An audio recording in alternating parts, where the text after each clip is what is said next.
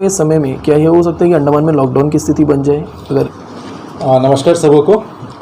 जैसे कि आप जानते हैं, पूरे विश्व में अभी एक कोविड का नया जो लहर है उसका कहीं ना कहीं कहर दिख रहा है हमें, जहाँ पर चाइना, ब्राज़ील, जापान जैसे देशों में काफ़ी सारा केसेस ऑफ कोविड-19 पाया गया है। एक नई वेरिएंट आया है जिसे हम कहते हैं BF.7। ये हाईली इन्फेक्शियस है जो बहुत जल्दी ह्यूमन पॉपुलेशन में फैलता है।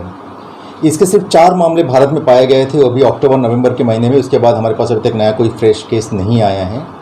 लेकिन भारत सरकार के जो गाइडलाइंस के अनुसार हमने अंडमान तथा निकोबार द्वीप समूह में जितने भी हमारे कोविड प्रोटोकॉल्स थे उसको हमने एक्टिवेट करा दिया है। जिसमें सबसे पहले तो हमने पब्लिक को एक मास्क पहनने की हिदायत दी है, सोशल डिस्टेंसिंग की हिदायत दी गई है, और सबसे बड़ी बात है कि जितने भी कोविड अप्रोप्रिएट बिहेवियर है उसको हमने चालू करने के लिए एडवाइजरी इशू की है। इसके अलावा हमने एयरपोर्ट पे रैंडम टेस्टिंग शुरू की है, खासकर जो लोग फॉरेन से अंडमान में आते हैं उनके लिए होता है। और जहाँ जहाँ पर ILI के केस, सर्दी खांसी के केसेस पाया जाता है PHC CHC में, उन क्षेत्रों में भी हमने वहाँ के मेडिकल ऑफिसर्स को कह दिया कि उनको रैपिड टेस्ट करें और ये पता करने की कोशिश करें कि कहीं पॉजिटिव केसेस तो नहीं हैं। जैसे ही पॉजिटिव केस मिलेंगे हम तुरंत उस पॉजिटिव केस को होल जीनोमिक सीक्वेंसिंग के लिए भेजेंगे, जिससे ये पता होगा कि वो BF.7 कैटेगरी के है या नहीं है। इस सिलसिले में हमने 23 तारीख को अपना सर्विलेंस अंडमान निकोबार में शुरू किया।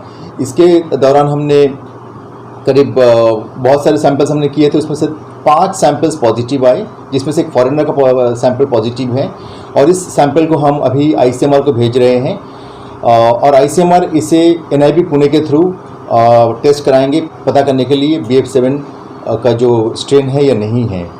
खुशी की बात यह है कि हमारे जो माननीय मिनिस्टर ऑफ स्टेट है हेल्थ के डॉक्टर भारती प्रवीण पवार, वे हमारे द्वीप समूह के दौरे पे हैं। उन्होंने कल ICMR के परिसर में जाकर जीन सीक्वेंस मशीन का इनॉग्रेशन किया है। अब इसका रजिस्ट्रेशन होगा DBT के साथ। रजिस्ट्रेशन होने के बाद अंडमान में ही जीन सीक्वेंसिंग शुरू हो जाएगा, जिससे कि हमें 5 दिन के अंदर रिजल्ट मिलने लगेंगे। अब हम सेंट्रल में जब भेजते हैं इसको तो करीब 14 दिन का टाइम लग जाता है। इसमें घबराने की कोई बात नहीं है, सब कुछ कंट्रोल में है।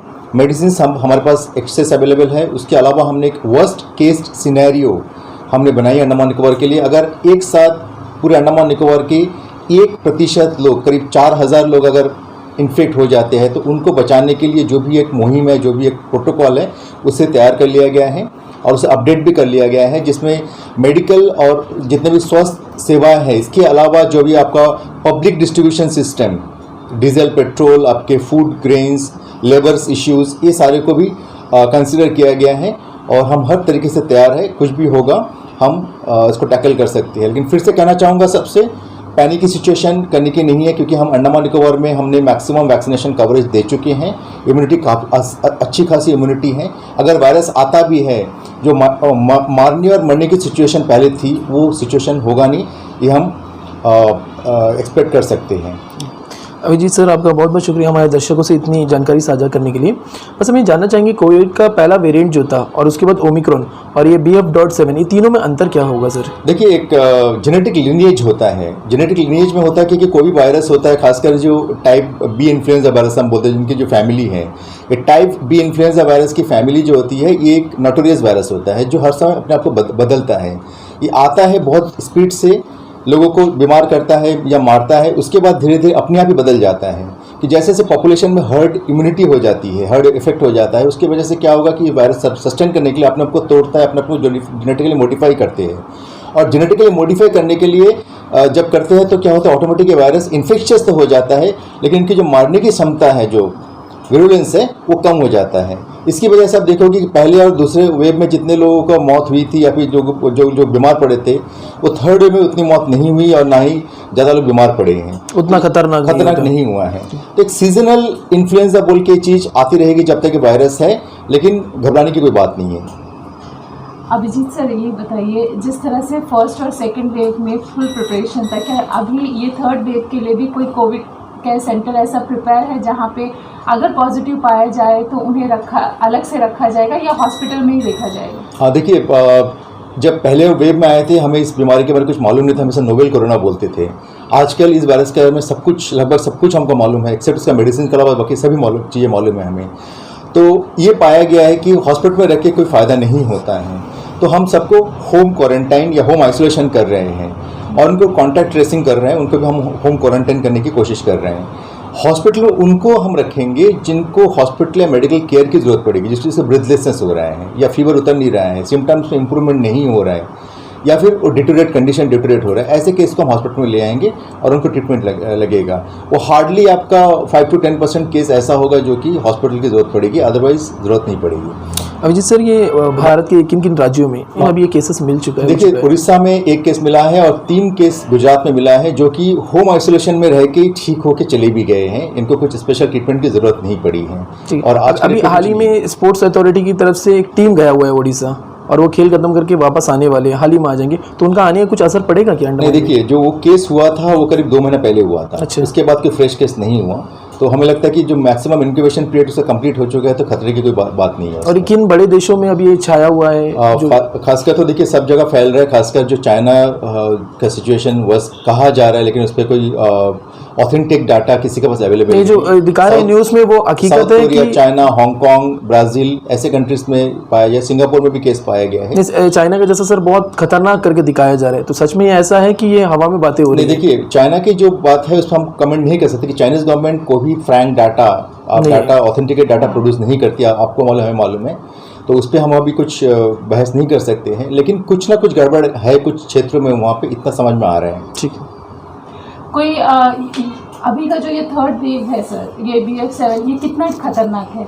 देखिए, ये वायरस जो है 10 टाइम ज़्यादा इन्फेक्शियस है।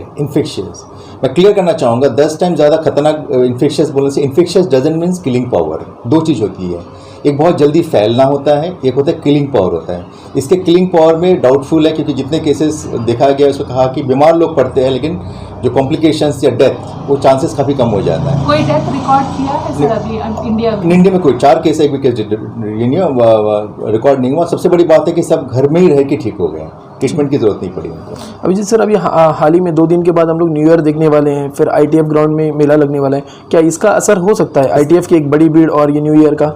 इसका बिल्कुल हो सकता है। दो तरह का इश्यूज। अभी एक कोल्ड सीजन चल रहा है, ये जो वायरस का जो सीजन 26 डिग्री जो सेल्सियस आप बोल रहे हैं, 22 to 26 डिग्री सेल्सियस होता है, ये मैक्सिमम 30 डिग्री होता है। इसमें वायरस का जो पनपने का तरीका बहुत अच्छा होता है, मतलब फेवरेबल होता है। और दूसरा इन्फ्लक्स ऑफ पॉपुलेशन, जैसे ITF हो गया, क्रिसमस हो खत्म हो गया, अभी न्यू ईयर आ रहा है, टूरिस्ट काफ़ी बढ़ रहे हैं, तो ये कहने के खतरा हम पर मंडरा रहा है। इसकी वजह से हमने एक एडवाइजरी इशू की है कि आप अपने आप को जो कोविड अप्रोप्रिएट बिहेवियर उससे आप चालू रखिएगा, जिससे कि अगर कुछ हो भी जाता है तो लोगों में अंदर बहुत बड़ा मतलब आउटब्रेक ना हो। बेहतर नहीं है कि ऐसी भीड़ों को अवॉइड किया जाए, या तो प्रशासन नहीं, देखिए, और इस हमने कहा कि ये वायरस को हम लोग अभी बहुत ज़्यादा लीथल नहीं ले सकते, बहुत ज़्यादा विरुलेंट नहीं ले सकते इस चीज़ को, और इसलिए अवॉइड करने से बहुत सारे टूरिज्म पे इफेक्ट किया। लास्ट में आप देखा 2 साल तक सब कुछ बंद था, इकोनॉमिक फाइनेंशियल कंडीशन लोगों परमानेंट सोल्यूशन नहीं हो सकता, उसका फायदा नहीं होगा। इसके साथ में चलना है, बस प्रिकॉशन लेना जरूरी होगा। वायरस तो आना ही है आपको, बस हम ये करना है कि वायरस बहुत जल्दी से ना फैले। अभी सर, शुरू में जैसा बताया गया था कि ये इंसान से इंसान में फैलता है, तो ये BF.7 में भी यही कंडीशन होगा क्या? ये लोगों से आपकी हवा से फैलती है, आपके सांसों से फैलेगी। मास्क लगाना अनिवार्य है? मास्क लगाना बिल्कुल अनिवार्य है, खासकर अगर नहीं है तो कम से कम 1 मीटर की दूरी, 2 मीटर की दूरी ज़रूरी है, अगर नहीं भी हो तो 1 मीटर की दूरी रखिएगा। अभिजीत सर, आते हुए समय में क्या ये हो सकता है कि अंडमान में लॉकडाउन की स्थिति बन जाए अगर केसेस? लॉकडाउन सोल्यूशन नहीं होता है, फ्रैंकली स्पीकिंग। लॉकडाउन इसलिए करते हैं कि हमें अपने प्रिपरेशन का मौका मिल जाए। हम आज के डेट पे, मैंने बोला कि वायरस के बारे में सब कुछ ज्ञान हमें है, वैक्सीनेशन अच्छी है, तो लॉकडाउन का कोई सवाल पैदा नहीं होता। आज के तारीख पे virus is the boundary line between living and non living. कैसा बिहेव करेगा हम प्रेडिक्ट नहीं कर सकते हैं, बस हम थोड़ा सा बोल सकते हैं ये हो सकता है, but we should be prepared. उसके लिए हमने क्या किया, वर्स्ट केस सिनेरियो तैयार की है।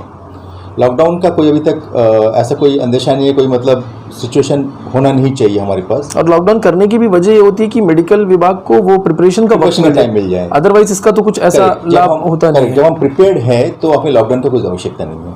अच्छी सिचुएशन का हम लोग बोलते थे, एक्सपेक्ट करते कि अच्छा हो, लेकिन अगर खराब हो गई, वेंटिलेशन, बाकी सारी सुविधाएं, ये क्या मौजूदा हालात में सिर्फ पोर्ट ब्लेयर का हम नहीं बोल रहे, पूरे अंडमान निकोबार में सुविधाएं मौजूद हैं? हम बता देंगे, हमारे पास 4600 से ज़्यादा सिलेंडर्स हमारे पास अवेलेबल है और फील्ड रखे हमने उसको। 1765 हमारे पास कंसनट्रेटर्स है, अगर करंट चली गई या फिर जहाँ पे आप सिलेंडर्स नहीं कर सकते, हर जगह हमने 20-20 कंसनट्रेटर हमने दे रखे हैं ऊपर से। हमने पीएसए प्लांट लगाई है, डिगलीपुर में लगाई है, निकोबार में लगाया, पोर्टलर जीबंद में लगाए हैं। जीबंद जो पीएसए प्लांट है पूरा हॉस्पिटल को देने में सक्षम है, एक साथ सिलेंडर की भी जरूरत नहीं पड़ेगी। अगर कोई फेल हो जाता है मशीन तो हमारे उसके लिए सिलेंडर का बैकअप रखे हैं हमने। तो ये सारा इश्यूज़ हैं। हमारे पास 162 वेंटिलेटर्स अंडमान निकोबार में हैं, हर जगह हमने देके रखे हैं, जहाँ जहाँ हर आइलैंड में एक 2-2 वेंटिलेटर देके रखे हैं। अच्छा, सारी जगहों पे दिया हुआ है। वेंटिलेटर्स देके रखे हैं हमने।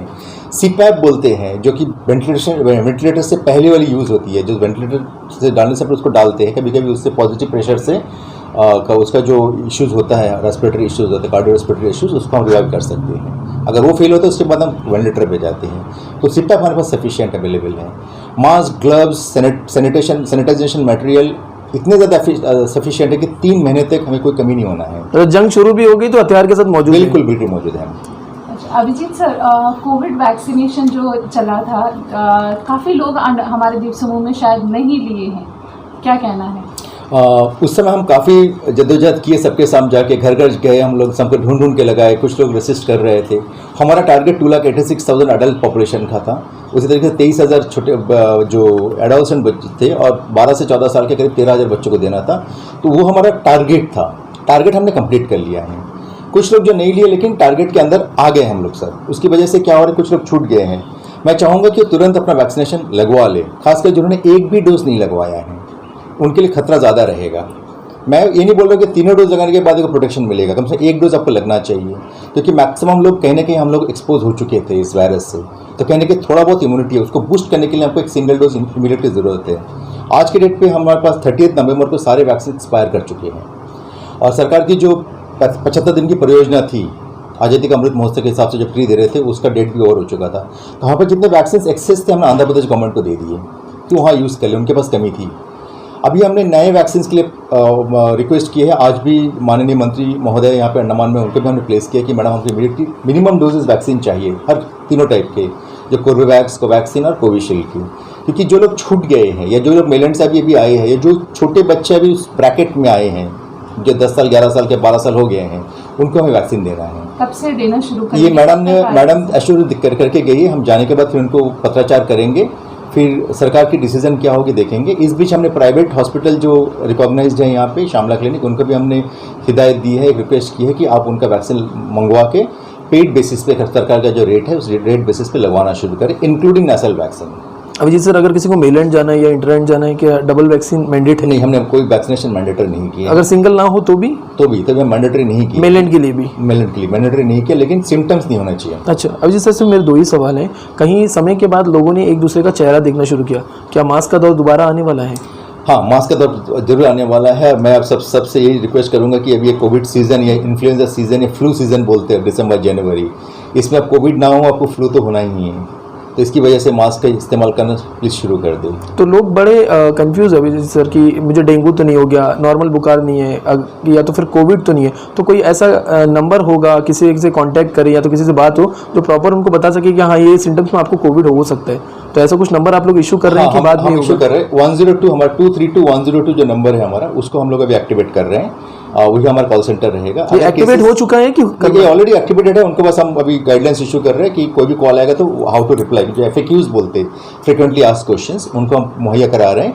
और कोई भी कॉल से आएगा तो दे विल टेक केयर। ये पूरे अंडमान निकोबार के लिए? पूरे अंडमान के लिए। इसके बाद उसको अगर क्वेरीज सॉल्व नहीं होता तो पर्सनल नंबर्स पे भी हम लोग बात कर सकते हैं। सर, कोई RT-PCR टेस्ट का सिलसिला फिर से शुरू होने वाला है? आने वाले जाने वाले हम शुरू कर दिए ऑलरेडी। हम अभी 2% रैंडम सैम्पलिंग एयरपोर्ट पे कर रहे हैं और मेलैंड से जो शिप आएगा उनके भी 2% रैंडम सैम्पलिंग कर रहे हैं। खासकर जो विदेश से आए उनको तो हम करना ही है कि हमने शुरू कर दिया। इसके अलावा जो PHC CHC के उनको रैपिड टेस्ट करने के लिए कह दिया हमने। अभिजीत सर, ओवरऑल तो आपने बता दिया, अब दर्शकों को इतना बता दीजिए किस तरह की सावधानियां बरतनी चाहिए। बीमारी आना तो तय है, एक हद तक हम बोल सकते हैं बीमारी आ रही है, दस्तक दे चुकी है, सावधानियां क्या बरतनी चाहिए? सबसे पहले तो वही है कि कोविड अप्रोप्रिएट बिहेवियर, अपने आप को सेफ करोगे तो आप दूसरे भी सेफ रहेंगे। Social distancing is a must, mask is a must. हम चाहे एडवाइजरी दी, आपको कानून गाइडलाइंस नहीं इशू किया, एडवाइजरी इशू किया, तब भी आप अपने एज ए खुद का इसके लिए आप अपना मास्क इस्तेमाल करना शुरू कर दिए।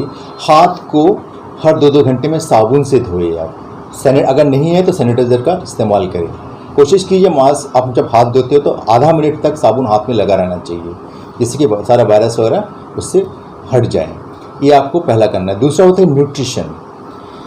कोशिश कीजिए कि जितने भी हो सके आप फ्रेश फ्रूट्स या फिर बोलिए विटामिन सी जिसमें हो, ऐसा फ्रूट्स को आप लेना शुरू कर दीजिए। जब आपको एकदम बीमार शुरू होगा तब विटामिन सी की गोली भी ले सकते हो, फिलहाल विटामिन सी की गोली ना लें, आप फ्रेश फ्रूट्स पे जाए। दूसरा क्या होता है कि जो आपका जो योगा एंड मेडिटेशन, खासकर जो सुबह 4:30 से 5 बजे का वक्त होता है आपका, उस समय आपका योगा मेडिटेशन वॉकिंग जॉगिंग करोगे तो आपके अंदर गुड हार्मोन्स डेवलप होंगे, इंक्लूडिंग सेरोटोनिन जिसको खुश रखेगा आपको, तो उससे आपको बॉडी के इम्यूनिटी पे भी फ़र्क पड़ेगा। एक्सरसाइज, योगा, प्राणायाम और फ्रेश फ्रूट्स अगर आपको इमीडिएटली शुरू करना है। इतने कंडीशन शुरू करने के बाद आप नेक्स्ट होता है जो बीमार है ऑलरेडी, जिसको हार्ट का प्रॉब्लम है, जिसको कैंसर है, जिसको डायबिटीज़ है, एक्सट्रीम आप ट्रीटमेंट में चले जाइए कि सारा चीज़ कंट्रोल में आ जाए, इसको अनकंट्रोल ना छोड़े। जिसको डायबिटीज़ कंट्रोल में नहीं है या किडनी का प्रॉब्लम्स कंट्रोल में नहीं है, उनको ये वायरस लगने का चांसेस खतरा बढ़ जाता है और मौत का खतरा भी बढ़ जाता है, चाहे कितनी वैक्सीन लो। तो इसलिए इनको चाहिए कि पहले से अपना जो हेल्थ कंडीशंस, अंडरलाइन कंडीशंस है, उसको रेक्टिफाई करें। अगर रेक्टिफाई करोगे तो आपको कॉम्प्लिकेशंस नहीं आएगा। ये आपको इस तरह चीज़ें आपको करना है। और बाकी सब जो होगा, आपने वैक्सीन लिए तो बहुत अच्छी बात है। आपको कहने की प्रेग्नेंट लेडी के लिए कुछ ऐसा होगा कि उनको वैक्सीन लेना है या नहीं? प्रेग्नेंट लेडी को वैक्सीन लेना ज़रूरी होता है। और एक चीज़ बता दूँ सबको कि वैक्सीन से आपको कोई प्रोटेक्शन नहीं मिलता। आपने वैक्सीन लिया बोल के कि आपको बीमारी नहीं आएगी, ऐसा कुछ नहीं है। बीमारी आपके अंदर 100% आ सकती है, बस जो कॉम्प्लिकेशंस होगा वो काफ़ी कम हो जाएगा, 80% तक कम हो जाएगा आपने अगर वैक्सीन लिया होगा। बहुत बहुत धन्यवाद अभिजीत सर, इतना Thank you समय so देने much. के लिए और धन्यवाद। दीपवासियों से रूबरू होने के लिए धन्यवाद सर।